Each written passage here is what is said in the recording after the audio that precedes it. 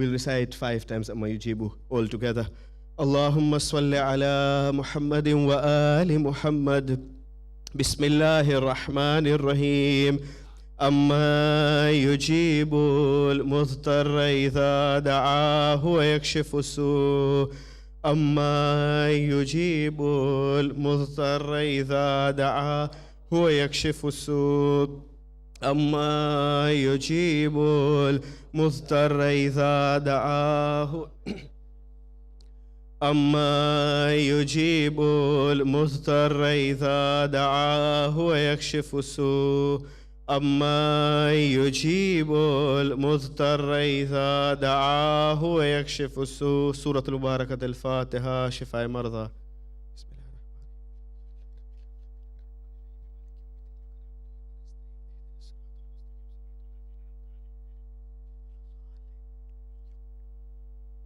الرحمن.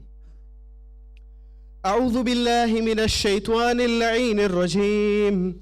بسم الله الرحمن الرحيم.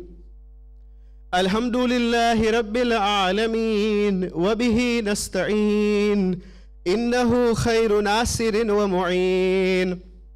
الصلاة والسلام على أشرف الأنبياء والمرسلين شفيع المذنبين رحمة للعالمين سيدنا ونبينا وشفي ذنوبنا وحبيب قلوبنا وطبيب نفوسنا الذي سمي في السماء بأحمد وفي الأرضين بأبي القاسم المصطفى محمد.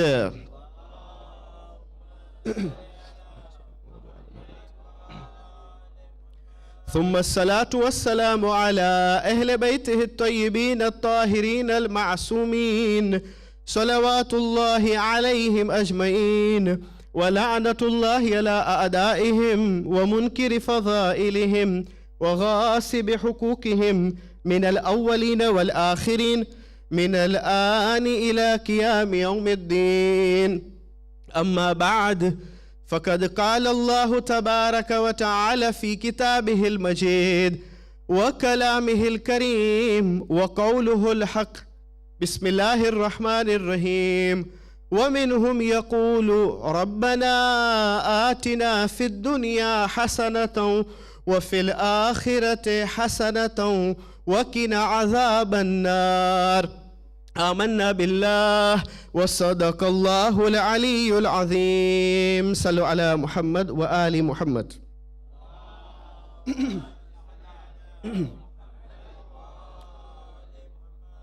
In Surah Baqarah, which is the second chapter of Quran Majid, verse number 201, Allah subhanahu wa ta'ala says, وَمِنْهُمْ مَنْ يَقُولُ, and among them, from them, وَمِنْهُمْ مَنْ يَقُولُ, they are those who pray, رَبَّنَا آتِنَا فِي الدُّنْيَا حَسَنَةً وَفِي الْآخِرَةِ حَسَنَةً وَقِنَا عَذَابَ النَّارِ. What do they pray? They pray that, oh our Lord, grant us good in this world. فِي الدُّنْيا حَسَنَةً, hasana is good. وَفِي الْآخِرَةِ حَسَنَةً, and even in Akhirah you grant us good, and you save and protect us from the fire of hell. This is very common dua, in fact. It is a verse of Quran Majid, but it is very common amongst us because we do recite this dua in Qunut. One of the Mu'min had told me that, Maulana, all the duas which you recite in Qunut, my young son has memorized it. Because he comes to the mosque, he prays, he has memorized all the duas which is being recited in Qunut. So this is one of the benefits to come to the mosque with your children. You don't need to teach, but he himself, he memorizes what it is being recited in Qunut. This is the dua recited in Qunut. Before that, ayat number 200, Allah subhanahu wa ta'ala says, وَمِنَ النَّاسِ مَنْ يَقُولُ رَبَّنَا آتِنَا فِي الدُّنْيَا.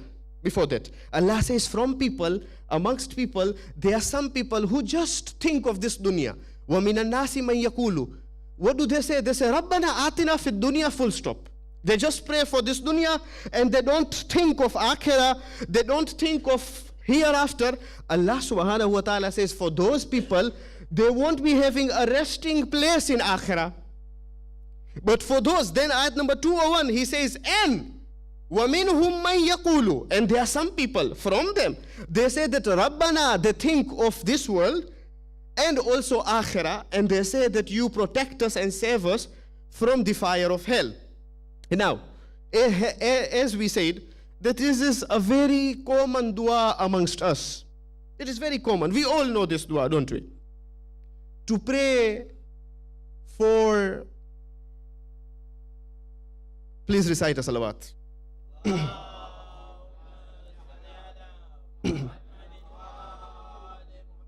Rasulullah is quoted to have said in his time, when a person had told him that I have got a mariz at home and he's very sick, what shall I do? Rasulullah said that you pray this dua, Rabbana atina fid dunya hasana wa fil akhirati hasana wa qina adhaban nar. His pain will go.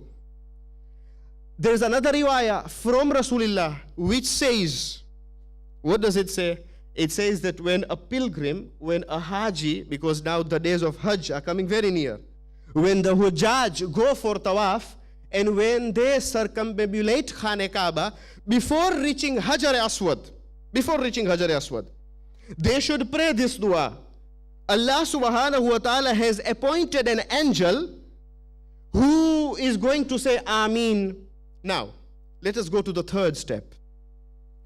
But when I pray, Rabbana atina fid dunya hasana wa fil akhirati hasana wa qina adhaban nar, this verse and this statement of Allah is very general. What does it mean? What does it mean when Allah says He is teaching us, you pray that give me good in this world and good in the hereafter? Now what is that good? What is that good in this world and what is that good in the hereafter? Now, the shahadat whose we are commemorating tonight, our sixth holy Imam, Imam Ja'far ibn Muhammad as-Sadiq salawatullahi wa salamu alayhi.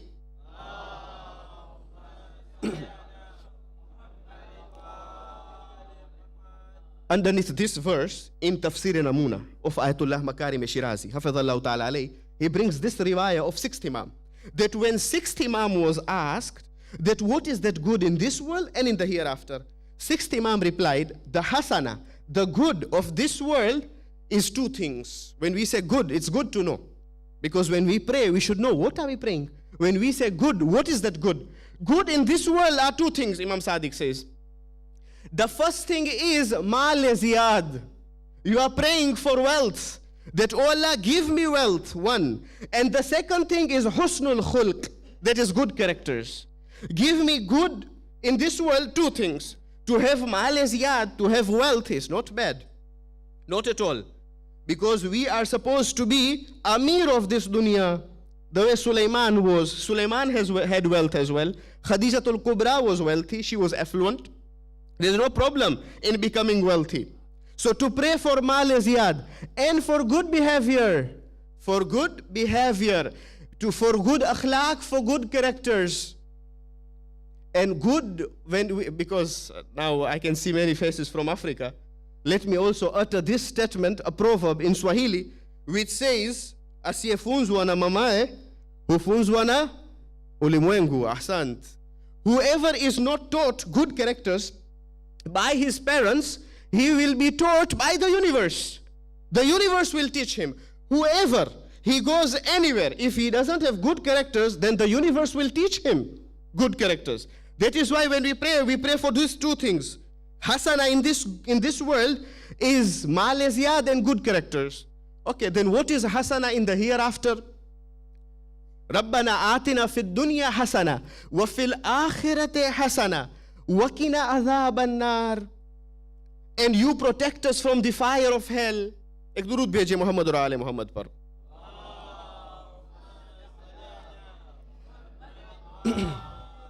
The hasana of the hereafter, the good of the hereafter is ridwanullah, to attain the pleasure of Allah subhanahu wa ta'ala.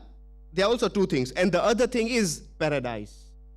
Is jannat, to get jannat. This is good of akhirah, according to Imam Sadiq alayhi salam.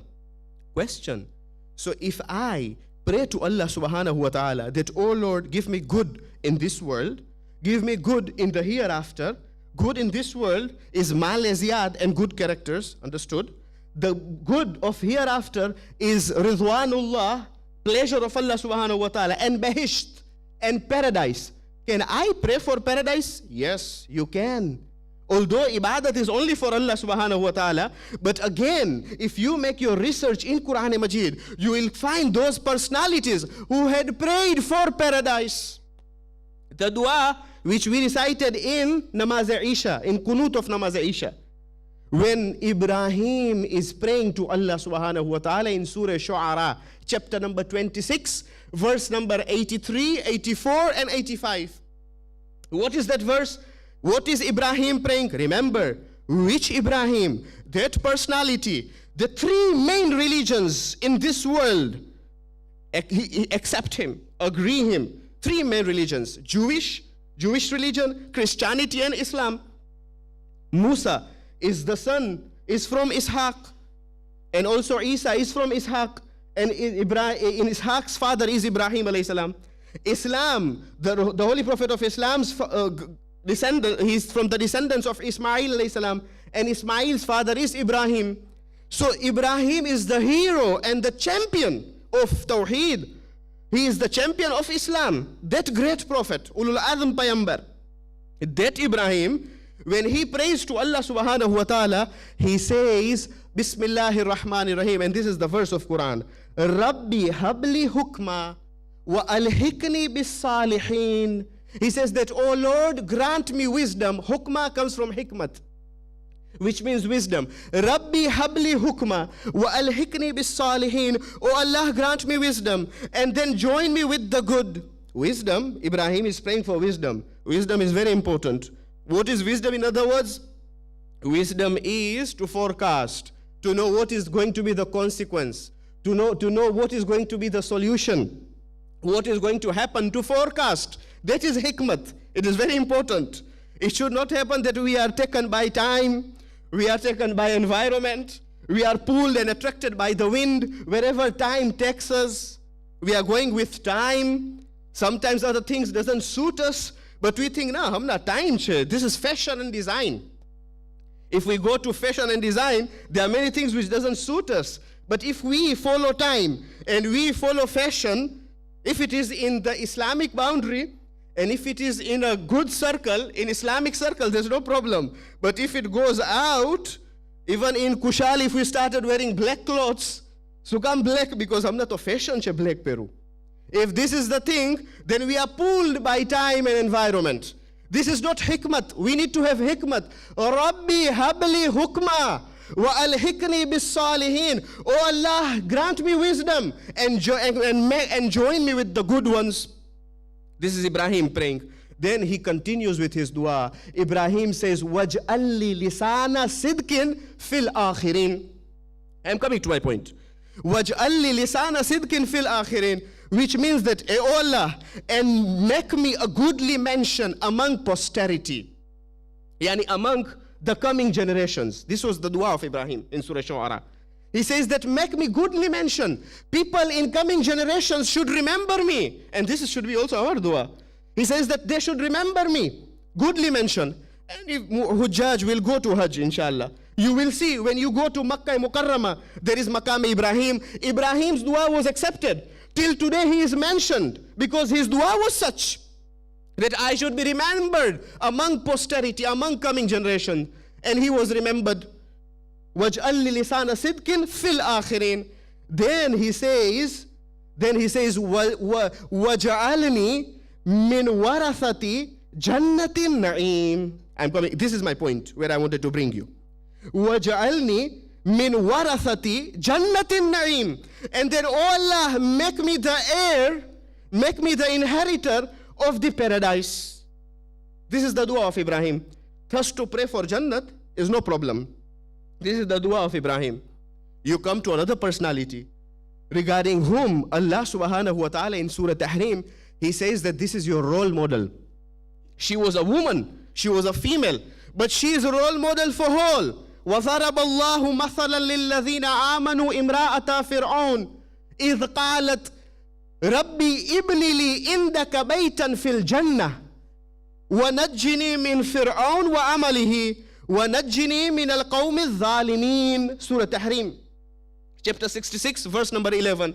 that remember that time Allah subhanahu wa ta'ala has set forth a parable, an example for you, and she is a role model for you, for all who have brought iman. That is the wife of Fir'aun. When she prayed to Allah subhanahu wa ta'ala, what did she pray? Again she prayed for Jannat.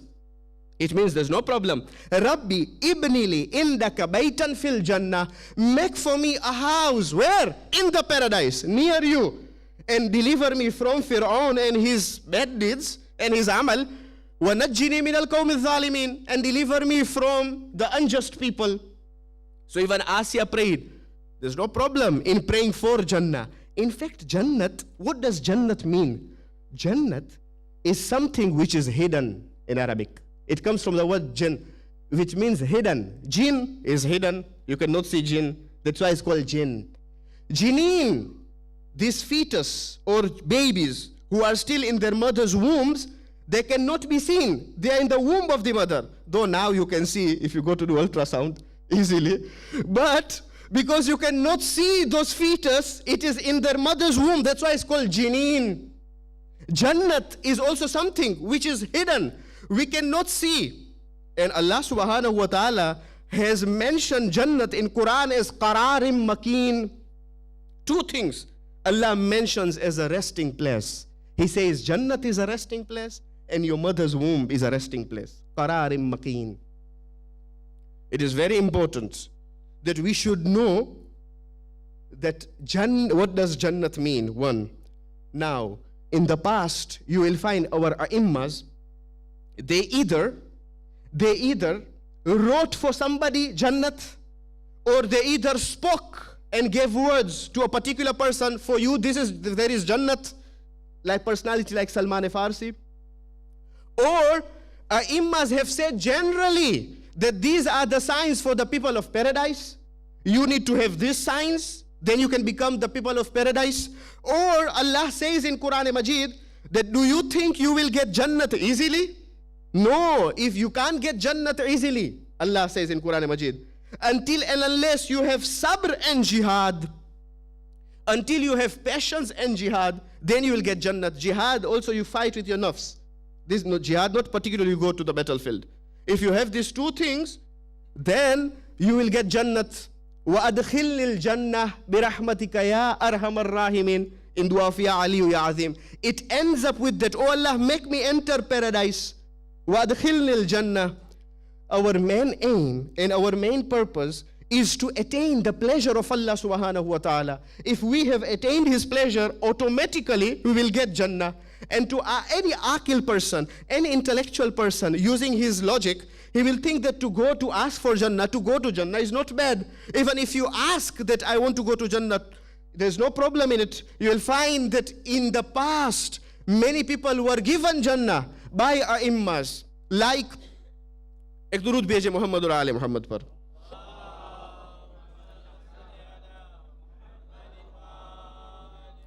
In the time of Imam Sadiq alayhi salam, there was one person who was going to do Hajj, to perform Hajj.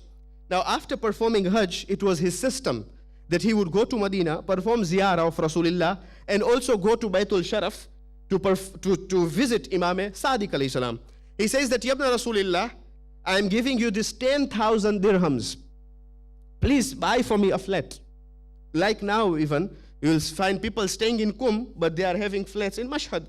When they go for ziyarah, they put up in their flat so that they do not become muzahim of others. They don't give zahmat to others. Buy for me a flat. Imam Sadiq alayhi salam says, fine.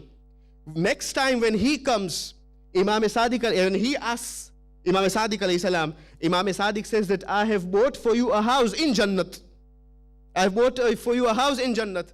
So he was amazed. Imam Sadiq says that house has got 4 walls. Imam says that the first wall, it is written Muhammadur Rasulullah. The second wall is written Aliyun Amirul Mu'minin. The third wall is written Hasan al-Mujtaba. The fourth wall is written Hussein Shaheed bi Karbala. This is a house for you. Yani I have given this money, 10,000 dirham, which you have given it to me. I have distributed it for charity. I have given it for charity. This house you will get there now, in Jannat. It's already built in Jannat. Now there needs to be an agreement. Imam also wrote for him on a paper that this is the agreement. He took that paper. When he goes back to his hometown at Jabal, when he goes to Jabal, this is also in Kashful Ghumma, it is in Madinatul Ma'ajiz, it is also in many books, this riwayah has come, that when he goes to Jabal and he says to his family, that the time when I die, you bury me with this agreement of Imam Sadiq alayhi salam. And then when he goes there, he doesn't survive for long. He becomes ill and then he dies. So Imam alayhi salam, due to his ilm ghaib, was aware. He knew that this person won't be able to come back. Now why shall I buy this house for him? So Imam says that I better buy for him house there, which will help him. Sometimes people are given houses in the paradise by imams. And so, personally, or like you will find that in the time of Imam Sadiq alayhi salam, because Imam lived for very long, 65 years of his age, compared to all other imams or immas, he is the only imam who had very long life, mashallah. The youngest imam was Imam Jawad, who lived for only 25 years. Imam Sadiq lived for 65 years. Even Amirul Mu'mineen lived for 63 years. He lived for 65 years. So he got the time of Bani Umayyah, he got the time of Bani Abbas. In the time of Bani Umayyah, there was one employee of Bani Umayyah who worked for Bani Umayyah for long, very long. But the problem is that when you work for Bani Umayyah, Zalim e sitamgar, whatever you earn is haram. Whatever you earn. Now all of a sudden, he thought that what I earned is haram. He comes to Imam Sadiq alayhi salam and he says that, Yabna Rasulullah, I want to do istighfar. I want to do tawbah. Imam says that tawbah with lukme haram is not accepted. Tawbah with libase haram is not accepted. Tawbah with the income of haram is not accepted. What shall I do? Remove everything. He says, fine.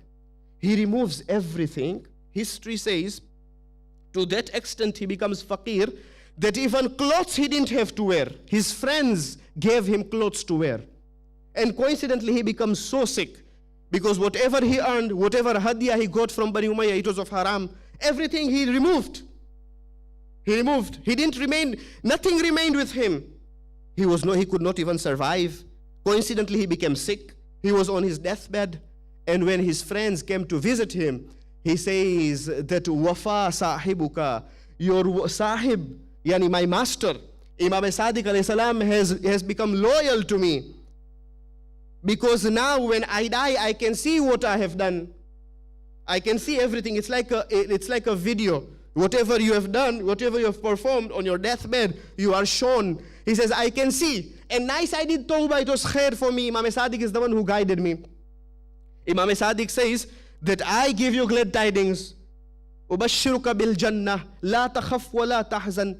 Do not be scared. I am giving you the glad tidings of paradise. So sometimes imams like Imam Sadiq alayhi salam, they give glad tidings to mu'mineen directly, that this is Jannah for you. Or in the time of Rasulullah, Hazrat Muhammad Mustafa sallallahu alayhi wa alihi wa sallam,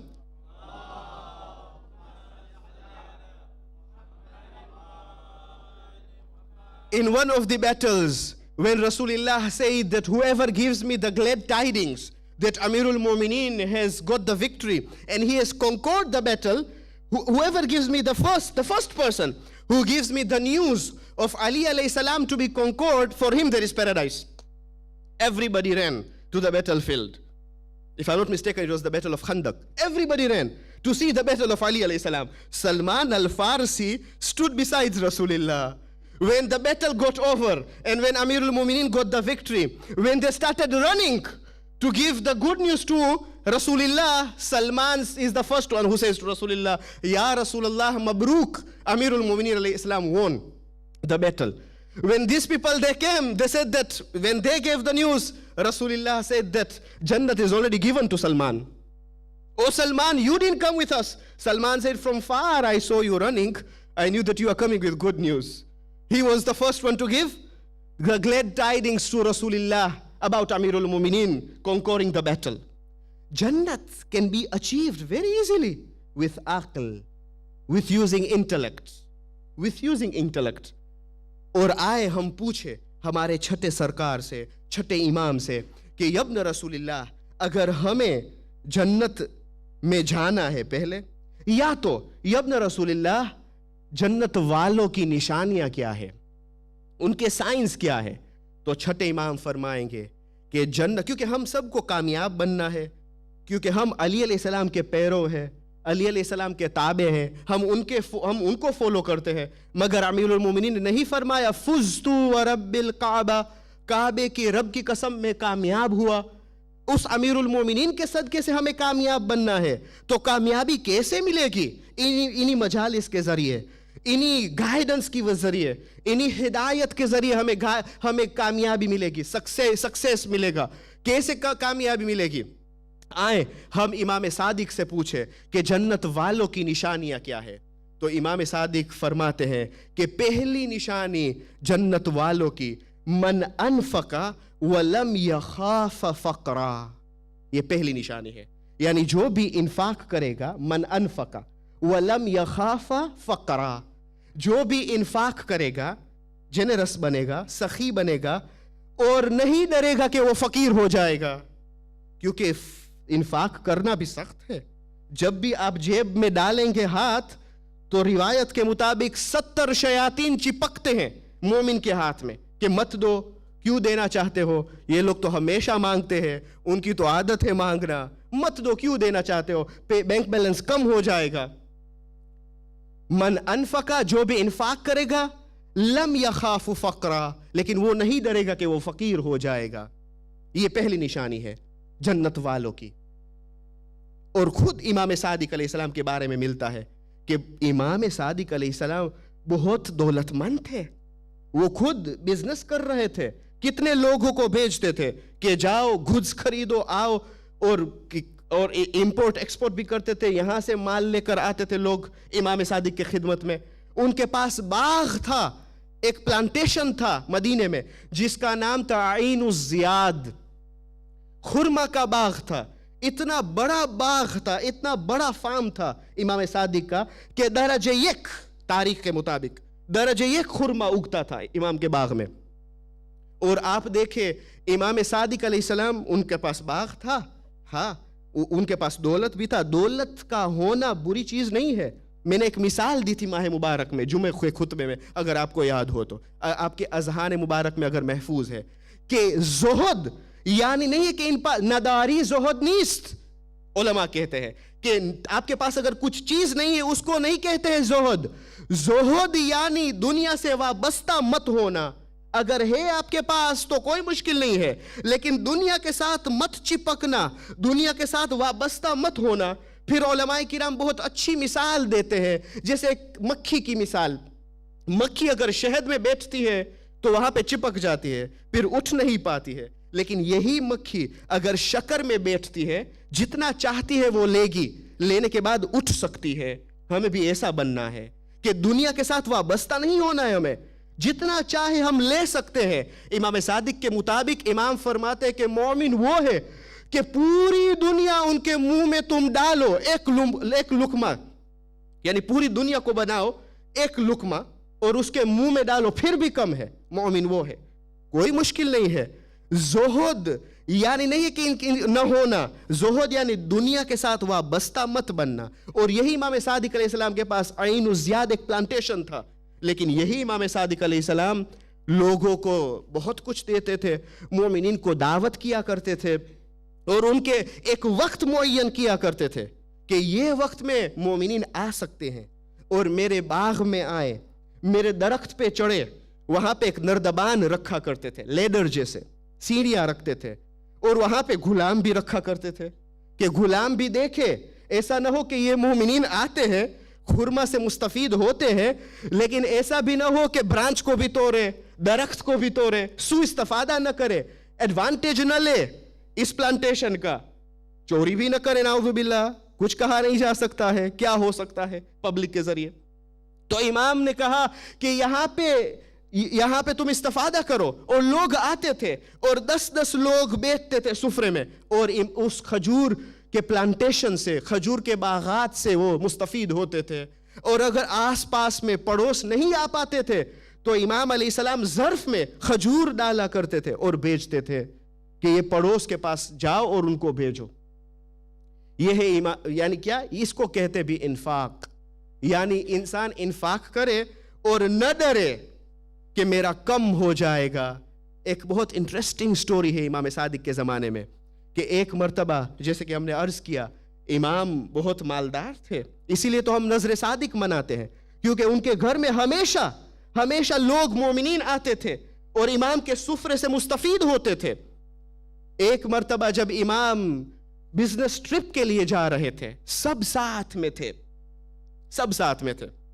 اور کچھ اور لوگ بھی تھے. پرانے زمانے میں business بہت سخت ہوتا تھا اور ٹریولنگ بھی آسان نہیں ہوتا تھا. تو جب وہ ٹریول کر رہے تھے کہ اچانک جو دوسرا قافلہ سامنے سے آ رہا تھا, ان لوگوں نے کوشن کیا, وارن کیا, کہا کہ آپ لوگ جا رہے ہیں لیکن آگے بینڈٹس ہے جو ڈکیتی کرتے ہیں, خطرناک ہے آگے. جب امام نے سنا تو سب لوگ ڈر گئے جو امام کے قافلے میں تھے. سب لوگ امام کے پاس آئے کہ ہمارا پیسہ, ہمارے ایسٹ آپ رکھے. امام نے کہا میں کیوں رکھوں, میرے پاس اگر رکھو تو سب لوگ, اگر چور آئے گا ڈکیتی کرے گا, میرے پاس بھی ہوگا, میرے پاس بھی لے لے گا. کہا تو اب ہم کیا کریں, آپ رکھے. سب بھاگے امام کے پاس. امام نے کہا ایک شخص کے پاس رکھو. امام فرماتے ہیں جسے تمہیں اطمینان ہو کہ ان کے پاس اگر ہو تو اطمینان ہے کہ وہ مال ہمیشہ محفوظ رہے گا. بھلا کون؟ اللہ سبحانہ. امام فرماتے اللہ سبحانہ و تعالی. ہم اللہ کے پاس کیسے رکھے؟ امام فرماتے ہیں کہ تم نیت کرو کہ تیسرا حصہ 1/3 آف یور ایسٹ اور 1/3 آف یور منی انفاق کے لیے تم دو گے. جب تم صحیح وسائل پہنچو گے, انفاق کرو تو یہ تمہارا پیسہ محفوظ رہے گا. امام فرماتے ہیں یعنی انسان پرابلم ہے, انفاق کی بات آتی ہے, دینے کی بات آتی ہے تو آپ دیکھیں گے کہ لوگ سوچتے کیوں دوں بھائی, تم 1/3 دو گے تو باقی کا محفوظ رہے گا, ہے کہ نہیں؟ کیا فائدہ کہ تم 1/3 نہیں دو گے اور پورا چلا جائے. ایک درود بھیجے محمد اور آل محمد پر.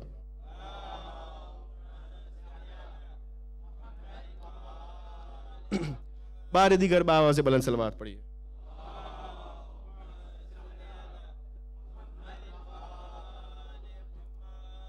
دوسری کوالٹی, دوسری نشانی کیا ہے جنت والوں کی؟ بقول امام صادق علیہ السلام, من انصف الناس من نفسه. یعنی کیا؟ یعنی لوگوں کے درمیان انصاف کرے. من انصف الناس من نفسه, یعنی according to him he should deal with fairness and justice. انصاف کے ساتھ لوگوں کے ساتھ ڈیل کرے.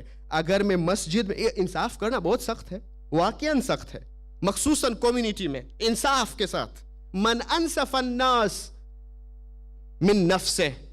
آپ اگر ہر جگہ, ہر لحاظ, اگر میں مسجد میں ہوں, امام بارے میں ہوں, انصاف کے ساتھ میں, فیئرنیس کے ساتھ. یعنی کیا؟ یعنی اس جگہ کو, مثال کے طور پر, اس جگہ کو میں ڈرٹی نہ کروں. اگر میرے گھر میں ڈرٹی نہیں کرتا ہوں تو یہاں پہ کیوں کثافت رکھوں؟ آج کسی نے مجھے دکھایا کہ بیسن میں ٹیشو تھا. بھائی ٹیشو پھینکنے کی جگہ ہے بیسن میں, یہاں پہ جہاں پہ ہم وضو کرتے ہیں, یہ ٹیشو پھینکنے کی جگہ ہے؟ جگہ تو گاربیج ہے, وہاں پہ آپ جائے اور پھینکے. اور الزام بھی نہیں لگا سکتے کہ بچہ ہے. اگر بہت چھوٹا بچہ ہے تو یہ تو کافی ہائی ہے, اونچا ہے, نہیں پہنچ پائے گا. انصافاً صحیح نہیں ہے. اگر ہم اپنے گھر پہ بہت کلینلینس کے ساتھ رہتے ہیں, نظافت کے ساتھ, یاد رکھیے النظافت من الایمان, کلینلینس از پارٹ آف ایمان, رسول اللہ کی حدیث ہے. اگر ہم اپنے گھر میں رہتے ہیں اور واش روم میں, ٹوائلٹ میں پانی نہیں پھینکتے ہیں نیچے, تو مسجد میں اگر واش روم میں جاتے تو وہاں پہ بھی پانی مت پھینکے. یہ انصاف نہیں ہے.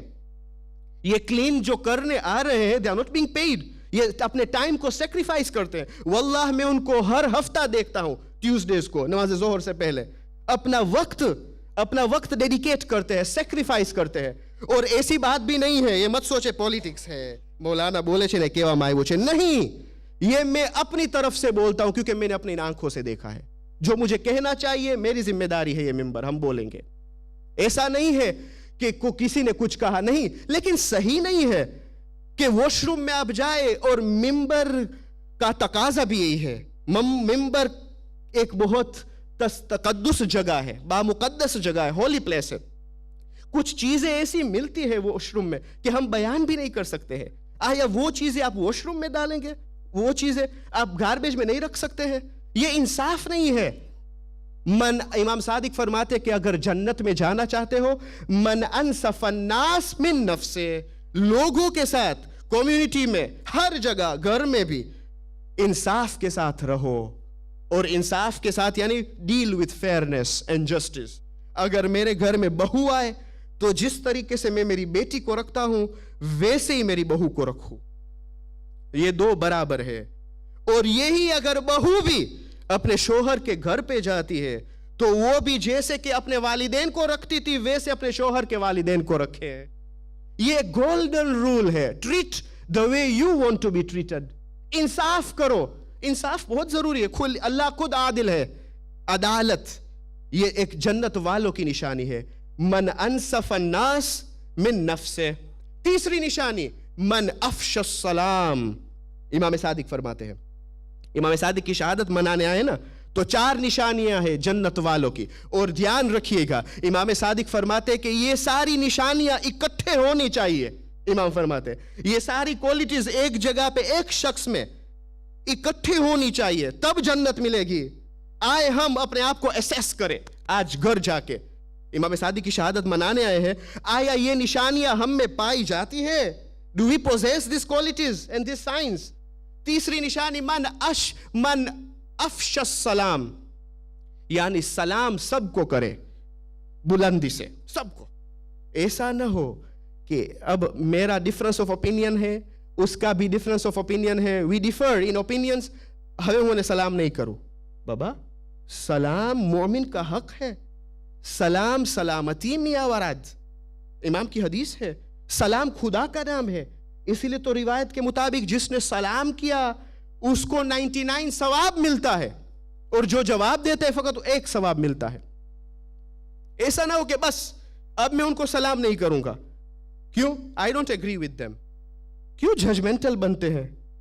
جنت تو خدا کے ہاتھ میں. کون جنتی ہے؟ کیونکہ ہم بہت جلدی اوپینین دے دیتے ہیں اور ججمنٹ دے دیتے ہیں. کسی چاہے تو کسی کو جنتی بنا دیتے ہیں، چاہے تو کسی کو جہنمی بنا دیتے ہیں. ایک درود بھیجے محمد اور آل محمد پر.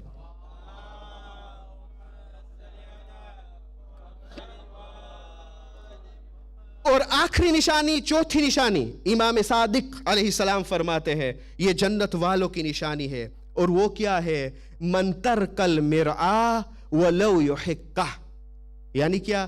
یعنی مرآ، اب ٹائم بھی نہیں ہے کہ میں ایکسپلین کروں مرآ کیا ہے. من ترک المرآ، جو مرآ کو ترک کرے، بھلے وہ حق میں ہو، بھلے وہ حق میں ہو لیکن مرآ کو ترک کرے. مرآ یعنی کیا؟ یعنی obstinacy، یعنی فالس آرگیومنٹ، یعنی کاؤنٹر آرگیومنٹ، یعنی آرگیومنٹ لائے نہ ایک بات کہی جاتی ہے، سچ بات ہے لیکن پھر بھی کہے نہ. تو امام وہ جانتا ہے کہ وہ حق میں ہے لیکن پھر بھی وہ فساد سے دور رہنا چاہتا ہے، جھگڑا سے دور رہنا چاہتا ہے. تو امام فرماتے ہیں کہ جنت، یہ جنت والوں کی نشانی ہے. من ترک المرآ ولو یحقہ. میرے استاد کہا کرتے تھے کم میں کہ وہ ایک مجتہد کرام کے محضر میں موجود تھے اور وہاں پہ اچانک ایک فون آیا کم میں اور وہ مجتہد سے کہا گیا کہ آغا میں نے آپ کی غیبت کی. اور غیبت کیوں کی؟ کیونکہ لوگ بولتے تھے اور میں وہاں پہ شامل تھا، گویا مجھے بھی گناہ مل گیا، آپ مجھے معاف کرے.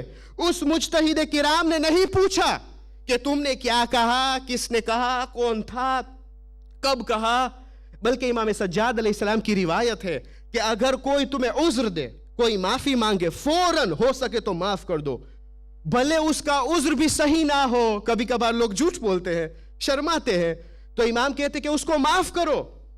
من ترک المرآ ولو یحقہ، بھلے آپ حق میں ہو لیکن فساد سے دور رہو ٹو کریٹ پیس. کیونکہ مومن فَأَصْلِحُوا بَيْنَ أَخَوَيْكُمْ بہت ضروری ہے. یہی امام صادق علیہ السلام کے زمانے میں جب امام حج کو جاتے تھے، اب مدینہ میں تھے، وہ قافلے میں تھے، اور جو سب قافلے میں ساتھ میں تھے اس میں سے ایک جو ساتھ میں تھا پیسنجر، اس کو آنکھ لگ گئی اور آنکھ لگتے لگتے سو گیا. اب جب سو گیا تو قافلے والوں نے ان کو چھوڑ دیا. یہ پورا قافلہ مکہ پہنچ گیا امام صادق کے ساتھ، یہ ایک شخص بیچ میں رہ گیا. نہیں پہنچ پایا. اب جب اس کی آنکھ کھلی تو اس نے کیا دیکھا کہ جو پوچھ اس کے پاس تھا, جو پاکٹ اس کے پاس تھا پیسے کا 1000 درہم, وہ گم ہو گیا. فوراً جب مکہ آتا ہے تو امام صادق علیہ السلام کے پاس آتا ہے اور امام صادق کو برا بھلا کہنے لگا کہ ابن رسول اللہ, میرے 1000 درہم کہاں گئے, آپ نے لے لیا. جلدی ججمنٹ بنانا بہت سخت ہے, بہت برا ہے, اچھی بات نہیں ہے کہ انسان فوراً کہے کہ یہ آپ کا کام ہے. اب آپ دیکھیں امام نے کیسا سٹیپ لیا, امام نے کیسے ڈیل کیا. امام صادق علیہ السلام نے پہلے فرمایا کہ میں نے نہیں لیا, لیکن پریشان کیوں ہوتے ہو, 1000 درہم میں تمہیں دے دوں گا. امام نے ان کو 1000 درہم دے دیا. جب امام نے دے دیا اس کے بعد اس کو پتا چلا کہ میرے دوست تھے وہاں پہ, میرے فرینڈز تھے, ان لوگوں نے دیکھا کہ میں سو گیا, انہوں نے لے لیا. اس کے دوست نے دے دیا مکہ میں, امام اس وقت مسجد الحرام میں تھے, مکہ میں اس کے دوست نے دے دیا کہ یہ تمہارا 1000 درہم, کیونکہ تم سوئے پڑے ہوئے تھے تو میں نے تمہارا 1000 درہم لے لیا ٹو سیکیور اٹ, اب یہ تمہارا پیسہ ہے. جب ان کو ملا تو فوراً امام کے پاس گیا اور معافی مانگنے لگا, یہ آپ کا 1000 درہم. امام نے کہا کہ ہم اہل بیت جب ایک چیز دیتے ہیں تو واپس نہیں لیتے, یہ 1000 درہم بھی تمہارا ہے اور وہ 1000 درہم بھی تمہارا ہے, 2000 درہم تمہارا ہے. اس کو کہتے ہیں من ترک المرعا ولو یحکہ, یعنی فساد سے دور, جھگڑا نہیں کرنا بھلے آپ حق میں ہو. ایسی بات بھی نہیں ہے کہ انسان نہ بولے, اپنا حق ہے. تو بی بی زہرا علیہ السلام نے بھی حق کو ڈیمانڈ کیا باغ فدق, لیکن جھگڑا مومنین کے درمیان کچھ فائدہ نہیں ہے. سمجھانا اچھی طریقے سے, کہنا اچھی طریقے سے, جہاں ہو سکے انسان پیس قائم کرے, قرار کرے مومنین کے درمیان. شیخ عباس قمی نے یہ روایت نقل کی منازل آخرہ میں کہ قیامت کے دن ندائے غیبی آئے گی, ایک گروہ ہوگا جو سب جنت کی طرف جائیں گے بغیر حساب کتاب کے, اور لوگ پوچھیں گے کہ یہ لوگ جنت میں جا رہے ہیں بغیر حساب کتاب کے, ان لوگوں نے کون سا نیک کام کیا؟ تو خدا جواب دے گا کہ کیونکہ ان کے چہرے سے نور نظر آئے گا, نور ظاہر ہوگا. خدا کہے گا کہ یہ لوگ ایسے تھے کہ سب لوگوں کو معاف کیا کرتے تھے. مومنین کے درمیان یہ سب لوگ کو معاف کرتے تھے. ایک ایسا ٹینڈنسی بنائے کہ ہم سب کو معاف کریں. یہ کینہ, یہ بغض کچھ فائدہ نہیں دے گا. امام صادق علیہ السلام نے یہ 4 نشانیاں دکھائی, ہمیں بتائی.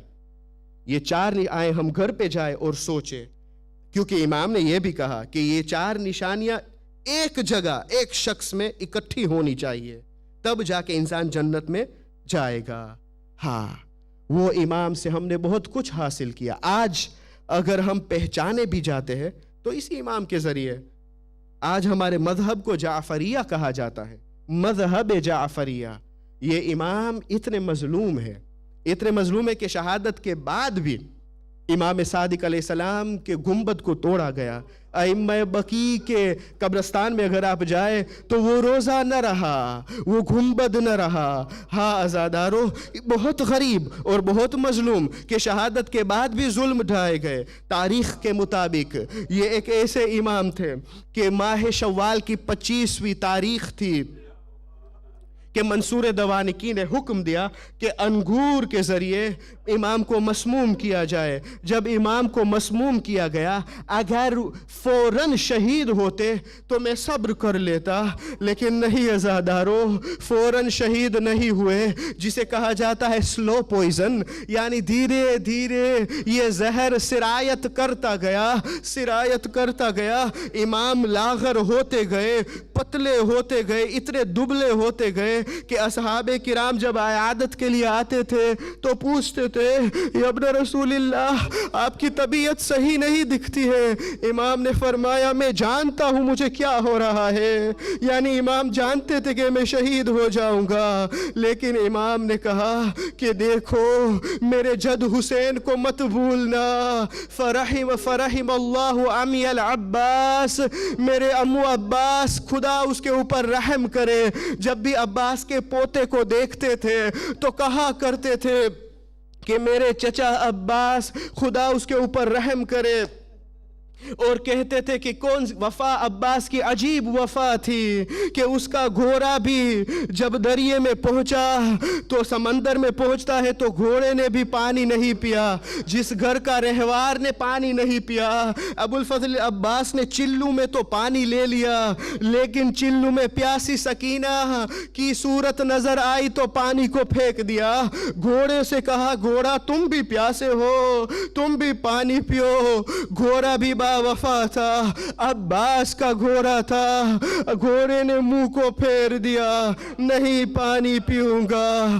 ہاں عزادارو، ہم امام کاظم کو پرسہ دینے آئے ہیں، امام زمانہ کو پرسہ دینے آئے ہیں کہ ہم تسلیت پیش کرنے آئے ہیں۔ ہم کہیں گے اے امام کاظم، پھر بھی آپ کے بابا بہت خوش نصیب ہیں۔ جب مدینے میں شہادت ہوئی تو امام کے اتنے شاگرد تھے، ارد گرد سے مدینے کی گلیوں میں ہلڑ مچ گیا، کوہرام مچ گیا۔ سب شاگرد آئے تسلیت پیش کرنے کے لیے امام کاظم کے پاس۔ امام کاظم نے غسل دیا، کفن پہنایا اور مدینہ منورہ میں جنت البقیع کی قبرستان میں سپرد خاک کیا۔ میں کہوں گا کہ اے امام کاظم، مجھے ایک امام یاد آ رہا ہے جن کے بابا کا لاشا تو پڑا ہوا تھا، لیکن ہاتھوں میں ہتھکڑیاں، پاؤں میں بیریا، گلے میں خاردار توک، نہ غسل دے سکا نہ کفن پہنا سکا۔ غسل کفن تو ٹھیک، جب امام سجاد نے اپنے بابا امام مظلوم کربلا کے لاشے کو اٹھانا چاہتے تھے تو پتہ نہیں کس طرح سے اٹھایا ہوگا۔ پورا لاشا زخموں سے چھلنی ہو گیا تھا، پورا لاشا تیروں سے چھلنی ہو گیا تھا، جس لاشے میں سر بھی نہ ہو۔ جب ہم ایک لاشے کو قبر میں لٹاتے ہیں تو قبلہ کی طرف رخ کرتے ہیں، لیکن امام مظلوم کے لاشے کا سر بھی نہیں تھا، پورا بدن چھلنی ہو گیا تھا۔ ایک طرف اٹھاتے ہیں تو دوسرا طرف گرتا تھا، دوسرا طرف اٹھاتے تھے تو ایک طرف گرتا تھا۔ ایک مرتبہ بنی اسد کو بلایا، آؤ میری مدد کے لیے، بابا کے لاشے کو دفناؤ۔ آزادارو، شہداء کے درمیان امام حسین سب سے زیادہ پیاسے تھے۔ اگر مقایسہ کیا جائے تو سب سے زیادہ حسین پیاسے تھے۔ یہ 3 دلائل علماء پیش کرتے ہیں۔ پہلی دلیل یہ ہے کہ حسین جب علی اکبر آئے اور جب علی اکبر آئے اور بابا سے کہنے لگے کہ بابا بہت پیاس لگی ہوئی ہے، اور جب میرے مولا نے اپنی زبان دے دی علی اکبر کے منہ میں، علی اکبر نے فوراً زبان کو کھینچ لی اور کہا لسانک ایبس من لسانی، بابا آپ کی زبان تو زیادہ خشک ہے، زیادہ سوکھی ہے میری زبان سے۔ یہ پہلی دلیل ہے کہ سب سے زیادہ حسین مظلوم پیاسے تھے۔ دوسری دلیل یہ ہے کہ جب حسین کو شہید کیا گیا اور جب ذوالجناح خیمے کی طرف آنے لگا تو پہلا سوال سکینہ نے پوچھا، حل سقیت ابی ام قتل عطشانا، آیا میرے بابا کو جب قتل کیا گیا ان کو پانی دیا گیا یا پیاسا شہید کیا گیا؟ اور تیسری دلیل یہ ہے کہ جب امام سجاد نے سپرد خاک کیا تو قبر کی تختی میں یہ لکھا، ھذا قبر حسین قتل عطشانا، یہ حسین کی قبر ہے جو تشنا مارا گیا۔ امام کہہ سکتے تھے کہ مظلوم مارا گیا، مسافر مارا گیا، غریبی کے عالم میں مارا گیا، لیکن نہیں، مولا سجاد نے لکھا ھذا قبر حسین قتل عطشانا۔ الا لعنۃ اللہ علی القوم الظالمین وسيعلم الذين ظلموا أي منقلب ينقلبون انا للہ و انا الیہ راجعون۔ رضا بقضائہ و تسلیما لامرہ، ماتم حسین۔